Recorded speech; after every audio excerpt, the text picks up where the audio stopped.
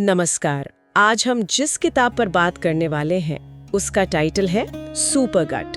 इसे लिखा है डॉक्टर विलियम डेविस ने और हमारे पास इसकी एक समीक्षा और एक सारांश है। और देखिए, इस किताब का जो दावा है वो कोई छोटा मोटा दावा नहीं है। ये कहती है कि हम अपने पेट के कीटाणुओं मतलब माइक्रोबायोम को बदलकर न सिर्फ अपनी सेहत सुधार सकते हैं, वजन घटा सकते हैं, बल्कि अपनी उम्र को भी धोखा दे सकते हैं। बिल्कुल, ये सुनने में किसी साइंस फिक्शन जैसा लगता है ना? लेकिन किताब इसे बहुत गंभीरता से लेती है। ये सिर्फ हाजमे या पाचन की बात नहीं है, ये हमारे मूड, हमारी सोच और यहाँ तक कि हमारे आपसी रिश्तों को भी समझने का एक बिल्कुल नया तरीका पेश करती है। सही कहा। और इसकी शुरुआत एक ऐसी जानकारी से करते हैं जो हमारे स्रोतों में दी गई है और वो वाकई चौंकाने वाली है। जरा सोचिए, हमारे अंदर एक ऐसा बैक्टीरिया हो सकता है जो हमें दयालु बनाता है, दूसरों से जुड़ने में मदद करता है, और आज हम में से लगभग हर किसी में वो है ही नहीं। हाँ। तो इसी गुत्थी को आज हम सुलझाने की कोशिश करेंगे।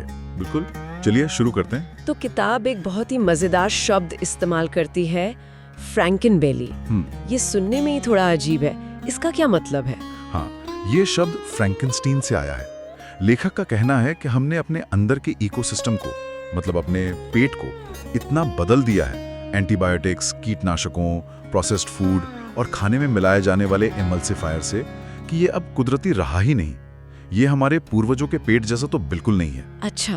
यहाँ तक कि हमारे दादा दादी के पेट जैसा भी नहीं है। तो ये एक तरह का मॉन्स्टर बन गया है, जैसे उन्होंने फ्रैंकेनबेली नाम दिया है। वाह, मतलब हमारे पेट में एक मॉन्स्टर पल रहा है। किताब में एक बड़ी गहरी बात भी कही गई है कि आप अपने बाएं देखें, अपने दाएं देखें और आपको कम से कम एक व्यक्ति मिलेगा, यदि कई नहीं तो इस स्थिति के साथ। बिल्कुल। इसका मतलब तो ये हुआ कि ये समस्या किसी एक दो इंसान की नहीं, बल्कि हम सबकी है। ये तो बात है। ये एक ऐसी हेल्थ प्रॉब्लम है जो इतने बड़े लेवल पर फैल गई है, अभूतपूर्व पैमाने पर, लेकिन हम इसे पहचान ही नहीं पाते। हम थकान, पेट की गड़बड़ी या स्किन प्रॉब्लम्स को सामान्य मानकर जीते रहते हैं, जबकि किताब के मुताबिक इन सब के पीछे की जड़ यही फ्रैंकेनबेली हो सकती है। तो अगर हमारा पेट फ्रैंकेनबेली बन गया है तो जाहिर सी बात है कि हमने कुछ अच्छा खो दिया है और उसकी जगह कुछ बुरा आ गया है। किताब में इस बारे में क्या बताया गया है? कौन से अच्छे खिलाड़ी हमारी टीम से बाहर हो गए हैं? किताब इसे कहती है आंतरिक विलुप्त होने की घटना। आंतरिक विलुप्त होना मतलब शरीर के अंदर ही कुछ प्रजातियां खत्म हो रही हैं? हाँ, बिल्कुल। और इसका सबसे बड़ा उदाहरण है एक बैक्टीरिया जिसका नाम है लैक्टोबैसिलस रियूटेरी। रियूटेरी? जी, लैक्टोबैसिलस रियूटेरी।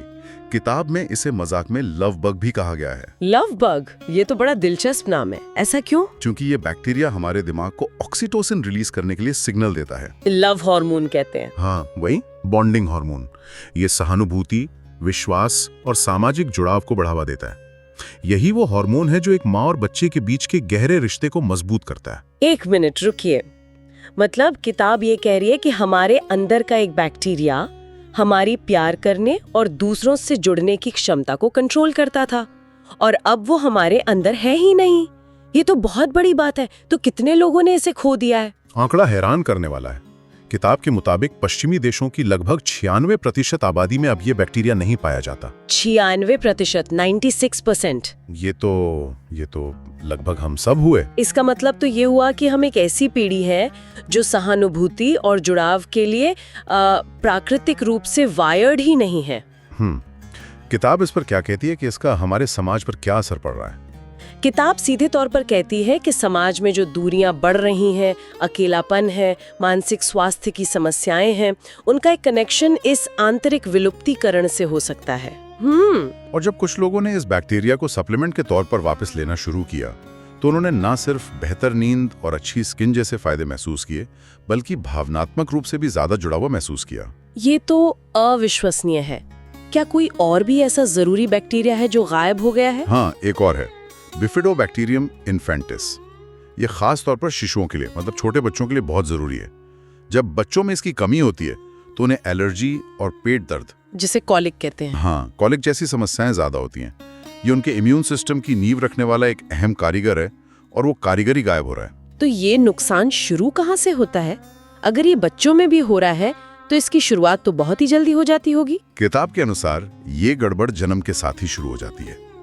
देखिए, कुदरती तौर पर एक माँ नॉर्मल डिलीवरी के दौरान स्तनपान से और अपनी त्वचा के संपर्क से अपना स्वस्थ माइक्रोबायोम अपने बच्चे को देती है। ये प्रकृति का अरबों सालों का तरीका है बच्चे के इम्यून सिस्टम को दुनिया के लिए तैयार करने का। लेकिन हमारी आधुनिक मेडिकल प्रथाओं ने इस सिलसिले को तोड़ दिया है। बिल्कुल। जैसे कि सी सेक्शन डिलीवरी। हमारे स्रोतों में लिखा है कि लगभग 32% बच्चे इसी तरह पैदा होते हैं। इसका क्या असर पड़ता है? जब बच्चा सी सेक्शन से पैदा होता है तो उसे मां के जनन पथ से मिलने वाले फायदेमंद बैक्टीरिया का वो पहला सबसे जरूरी डोज नहीं मिलता। इसके बजाय उसका पहला सामना अस्पताल के वातावरण के बैक्टीरिया से होता है, जो उतने मददगार नहीं होते और कभी-कभी नुकसानदेह भी हो सकते हैं। मतलब बच्चे की शुरुआत ही गलत टीम के साथ होती है। और जन्म के बाद मुझे लगता है कि फॉर्मूला मिल्क भी एक बड़ा मुद्दा होगा। बहुत बड़ा। सिंथेटिक इन्फेंट फॉर्मूला कभी भी माँ के दूध की बराबरी नहीं कर सकता। माँ के दूध में सिर्फ पोषण नहीं होता, उसमें एंटीबॉडीज होती हैं जो बच्चे को बीमारियों से बचाती है। और खास तरह के प्रीबायोटिक फाइबर होते हैं जो बिफिडोबैक्टीरियम इन्फेंटिस जैसे अच्छे बैक्टीरिया का खाना होते हैं। जब बच्चे को ये सब नहीं मिलता तो उसके पेट में एक खाली जगह बन जाती है। तो अगर जन्म से ही बच्चे को सही बैक्टीरिया नहीं मिल रहे और ऊपर से उसे माँ का दूध भी नहीं मिल रहा तो उसके पेट में खाली जगह बन जाती है। किताब के मुताबिक इस खाली जगह को कौन भरता है? यहीं से सीबो और सीफो जैसी समस्याओं की शुरुआत होती है ना? आपने बिल्कुल सही नस पकड़ी है। जब अच्छे सैनिक सीमा की रक्षा नहीं कर रहे होते तो दुश्मन घुसपैठ कर लेते हैं। किताब दो बहुत आम लेकिन अक्सर नजरअंदाज की जाने वाली स्थितियों पर फोकस करती है, सीबो और सीफो। सीबो यानी स्मॉल इंटेस्टाइनल बैक्टीरियल ओवरग्रोथ और सीफो यानी स्मॉल इंटेस्टाइनल फंगल ओवरग्रोथ। ठीक है, तो इसे आसान भाषा में समझाइए। ये सीबो और सीफो आखिर हैं क्या? इसे ऐसे समझिए कि आपके घर के बगीचे के पौधे जो कि बड़ी आंत हैं, वो आपके लिविंग रूम में उगने लगे हैं जो कि छोटी आंत है। बैक्टीरिया और फंगस ज्यादातर बड़ी आंत में रहते हैं और वहां वो फायदेमंद होते हैं। लेकिन सीबो और सीफो में ये गलत जगह यानी छोटी आंत में जरूरत से ज्यादा बढ़ जाते हैं और गलत जगह पर वो सब कुछ अस्त व्यस्त कर देते हैं। हमारे खाने से पोषक तत्वों को चुरा लेते हैं और जहरीले पदार्थ छोड़ते हैं। और इसके लक्षण क्या होते हैं? क्योंकि कई लोग शायद इन समस्याओं से जूझ रहे हों और उन्हें पता भी ना हो। लक्षण बहुत आम हो सकते हैं, जैसे कुछ भी खाने के बाद पेट फूलना, गैस बनना, त्वचा पर रैशेज होना या फिर मीठा खाने की बहुत ज्यादा इच्छा होना। कई बार लोग सोचते हैं कि ये सिर्फ बदहजमी है, लेकिन किताब कहती है कि ये सीबो या सीफो का संकेत हो सकता है। ये जो मीठा खाने की इच्छा वाली बात है, ये बहुत आम है। क्या किताब बताती है कि ऐसा क्यों होता है? और ये बहुत दिलचस्प है। किताब बताती है कि ये असल में आप नहीं हैं जो चीनी मांग रहे हैं, बल्कि आपके पेट में पल रहे फंगस हैं, सीफो के मामले में, जो आपसे अपना खाना यानी चीनी मांग रहे हैं। वे आपको अपनी कठपुतली की तरह नचाते हैं। अरे बाप रे! और ये सिर्फ छोटी मोटी बातों तक सीमित नहीं है। इन स्थितियों को मोटापा, इरिटेबल बाउल सिंड्रोम जिसे IBS कहते हैं, पार्किंसंस और यहाँ तक कि डिप्रेशन जैसी गंभीर बीमारियों से भी जोड़ा गया है। किताब में आंत की परत यानी म्यूकस लेयर का भी जिक्र है।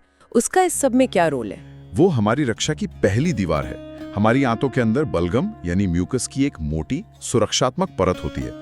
ये आंत की दीवार और पेट के बैक्टीरिया के बीच एक बैरियर का काम करती है। ओके।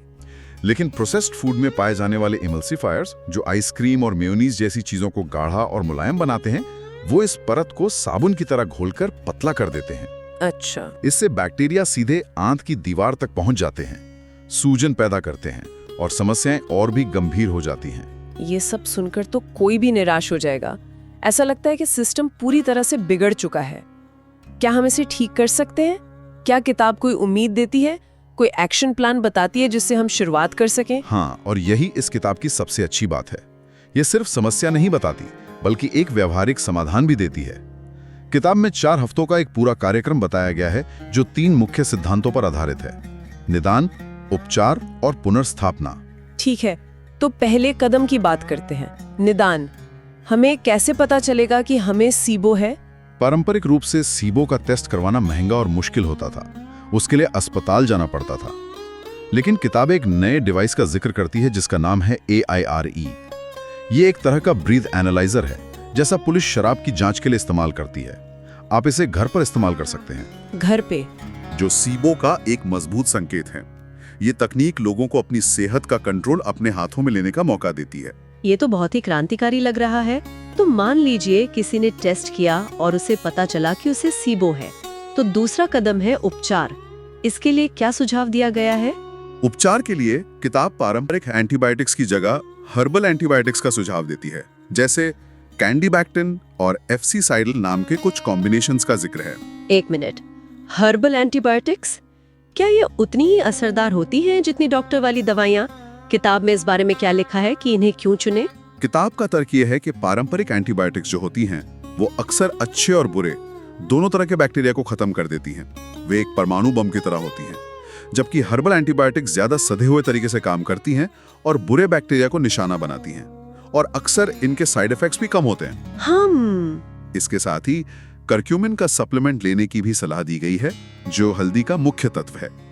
इसमें एंटी फंगल गुण होते हैं और ये आंत की कमजोर दीवार, जिसे लीकी गट कहते हैं, उसे ठीक करने में भी मदद करता है। ठीक है, तो हमने समस्या का पता लगा लिया, बुरे बैक्टीरिया को बाहर निकाल दिया।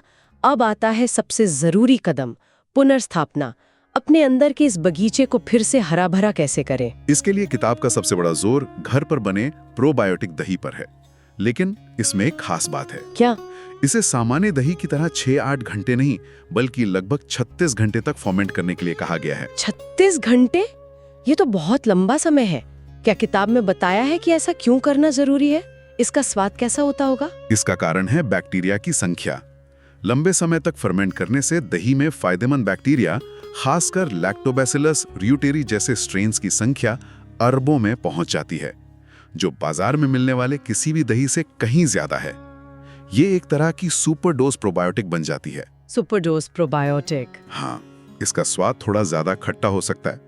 किताब ये भी बताती है कि इसके साथ विटामिन डी और अच्छी क्वालिटी का जैतून का तेल लेना भी जरूरी है, क्योंकि ये सूजन को कम करते हैं और आंत के स्वास्थ्य के लिए फायदेमंद है। और जो लोग लैक्टोज नहीं पचा सकते या डेयरी प्रोडक्ट नहीं लेते, उनके लिए कोई उपाय है? हाँ बिल्कुल, किताब में नारियल के दूध या दूसरे प्लांट बेस्ड दूध से भी इसी तरह का फर्मेंटेड दही बनाने के तरीके बताए गए हैं, तो विकल्प मौजूद हैं। मुख्य सिद्धांत ये है कि अपने सिस्टम में अच्छे बैक्टीरिया की एक विशाल सेना को फिर से शामिल किया जाए। तो कुल मिलाकर आज की हमारी बातचीत से ये तो साफ है कि हमारी आधुनिक दुनिया ने अनजाने में हमारे शरीर के सबसे जरूरी दोस्तों यानी हमारे माइक्रोबायोम को दुश्मन बना दिया है। हमने लव बग जैसे कीटाणु खो दिए हैं और इसकी शुरुआत जन्म के साथ ही हो जाती है। लेकिन अच्छी बात यह है कि सुपर गर्ड जैसी किताबें हमें बताती हैं कि इस लड़ाई में हार मानने की जरूरत नहीं है, एक रास्ता है। बिल्कुल, ये हमें याद दिलाता है कि हम सिर्फ इंसान नहीं हैं, बल्कि एक चलता फिरता इकोसिस्टम है, और अपने अंदर के इस इकोसिस्टम की देखभाल करना शायद सबसे जरूरी काम है जो हम अपनी सेहत के लिए कर सकते हैं। और जाते जाते श्रोताओं के लिए एक सवाल छोड़ जाते हैं। किताब में एक बहुत ही मार्मिक बात कही गई है। खोई हुई रोगाणु प्रजातियां अपने आप वापस नहीं आती, वे हमेशा के लिए चली जाती हैं जब तक कि हम उन्हें फिर से स्थापित करने के लिए जानबूझकर प्रयास ना करें। तो सवाल यह है, अगर सहानुभूति से जुड़ा एक रोगाणु समाज के 96% लोगों से गायब है, तो भविष्य में हमारे एक दूसरे से जुड़ने, एक दूसरे को समझने के तरीके पर इसका क्या असर हो सकता है? क्या अपनी आंतरिक दुनिया को फिर से बनाना हमारी बाहरी दुनिया को बेहतर बनाने की पहली कुंजी हो सकता है?